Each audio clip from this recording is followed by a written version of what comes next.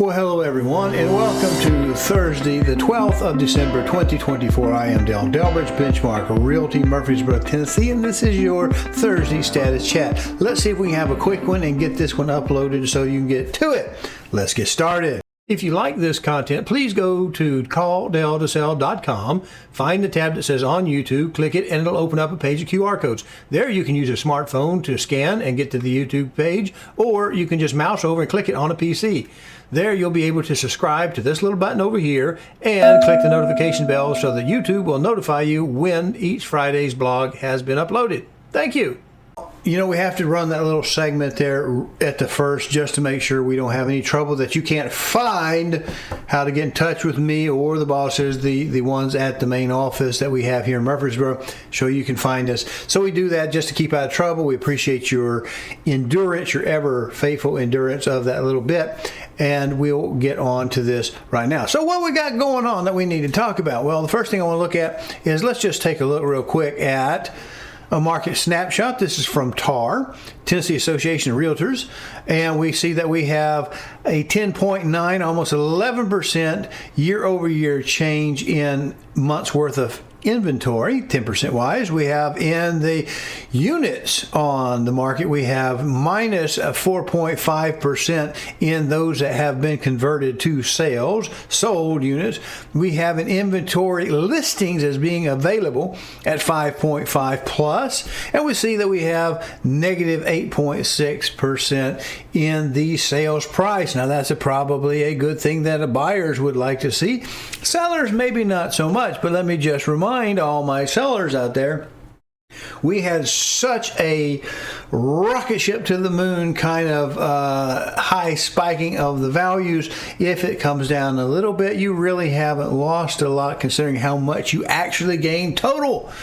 And if you keep it and can't sell it because you hold on to your higher price, that may be a problem for you when you might have been better just going ahead and moving on with your life if you need to sell. And if you need to buy, maybe it's a good time to go ahead and start getting ready because it looks like some things are going to shape up for us here in our near future. But let's look at the CME Fed Watch tool, because we are expecting a change. CME Group, here we are. You'll get the link to this in the description of the status chat. Fed Watch tool. Stay up to date with the latest probabilities of the FOMC, Fed Open Market Committee rate moves. We see that we are 6 days away, less than a week, and 1 hour away from their next move. Let's see what CME thinks we're going to get.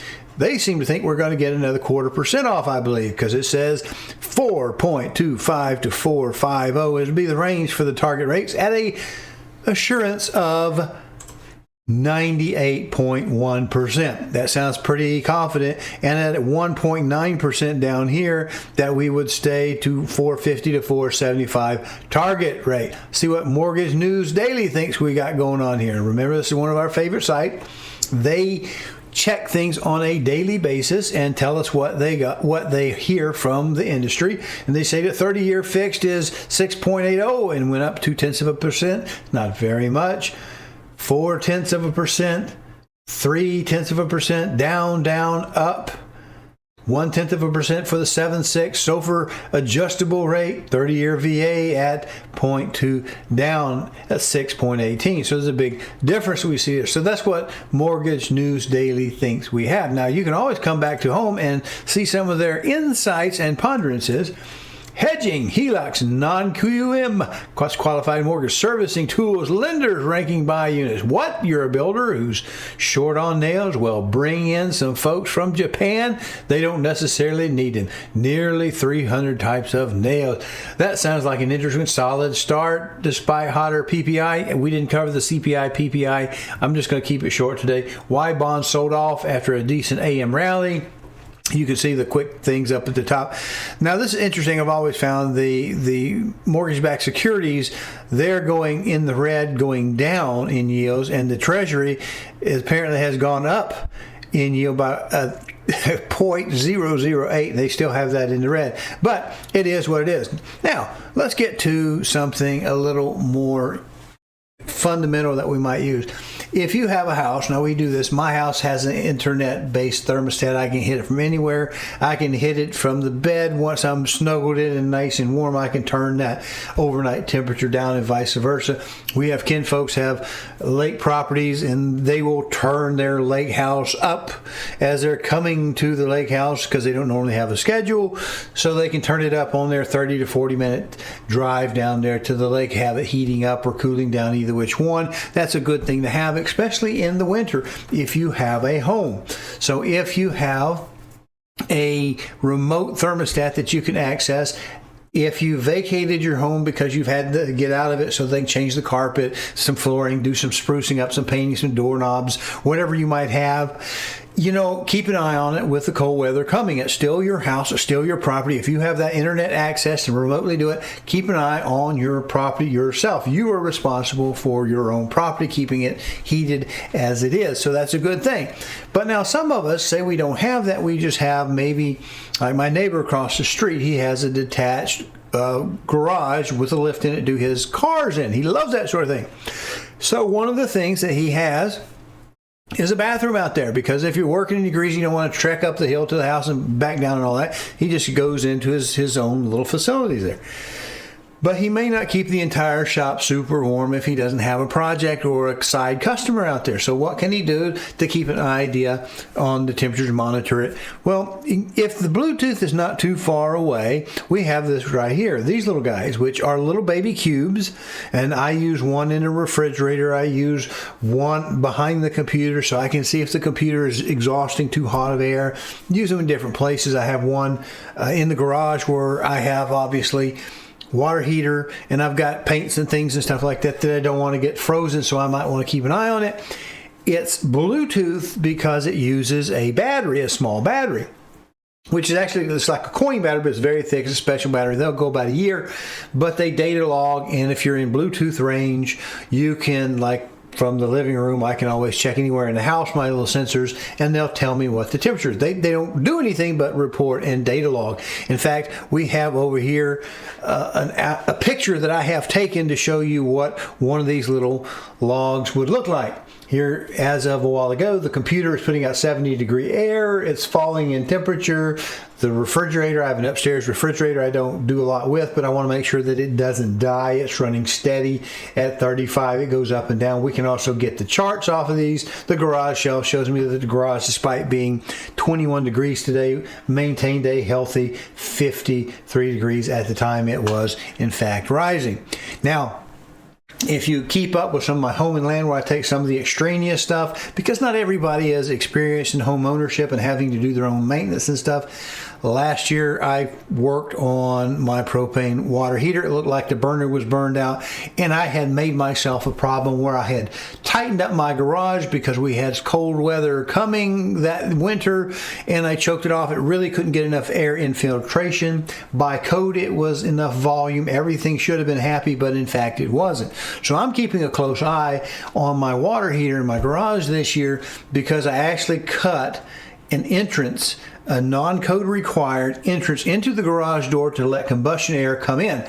The garage doesn't pull it in unless it's trying to exhaust out the draft inducer on the water heater. But when it's drafting out, it's pulling in cold air. And this gives me an idea, a little peace of mind that I can track to see if we are getting down into a cold temperature. So there we have that. Now, we have something else, another little project. This is the Elite Tech. This is what I searched for, this digital controller right here. Let me tell you what that does.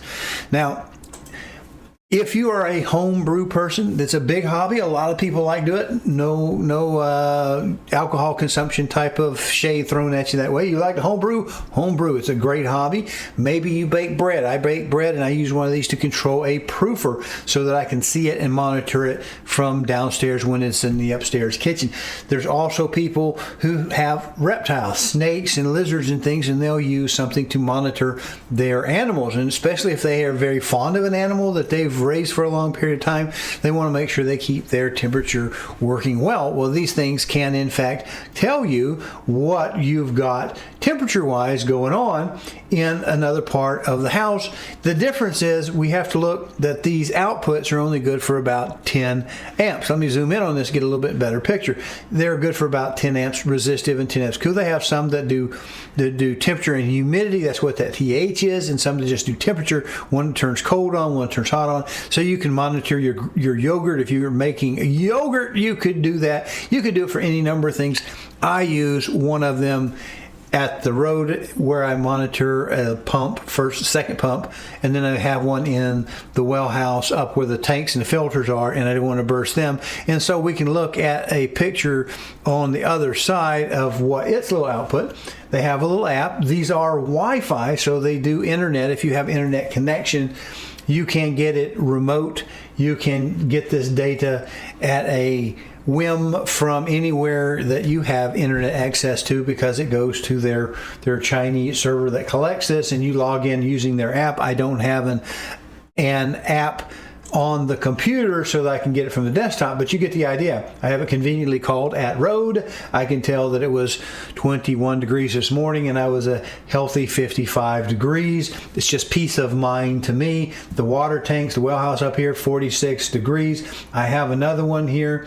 Let's go ahead and pull that one up, where we can actually see, this is in the well house where the tanks are. I can actually see it coming down till we hit the low point where we run now a resistive heater. Now, one of the things I want to talk to you about, if you want to run like a 1500 watt resistive heater I have in the garage, you will have to use some other device that can handle the additional amperage.